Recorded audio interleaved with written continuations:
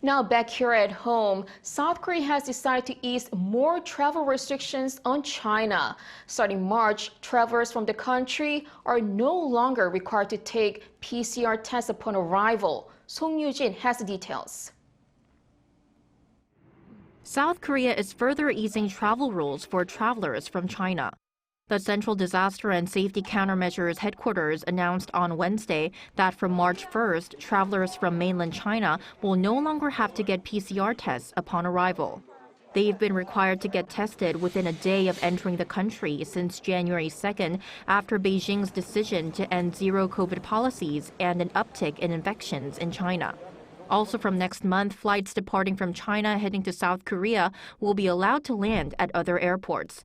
Flights from China will continue to arrive at Incheon International Airport only until the end of February. The decision was made on the back of the improved virus situation both at home and abroad. South Korea's daily COVID-19 tally last week averaged around 11,599, down 14.4% from the week before. The number of critically ill patients has dropped to around 100 for the first time in 7 months. The percentage of travellers from China who've tested positive declined to 0.6% last week from 18.4% in the first week of January. The latest new changes mean there will be only 2 remaining measures for visitors coming from China: proof of a negative COVID-19 test taken before departure, and travelers must provide their contact information to the Quarantine Information Pre-Entry System through the Q-Code app for effective tracking and tracing. These restrictions were also set to expire on February 28th, but health authorities pushed back the date to March 10th.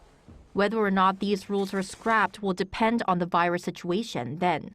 Seoul has been lifting its virus protocols on Beijing one by one. On February 11th, the government decided to resume the issuance of short-term visas for Chinese nationals.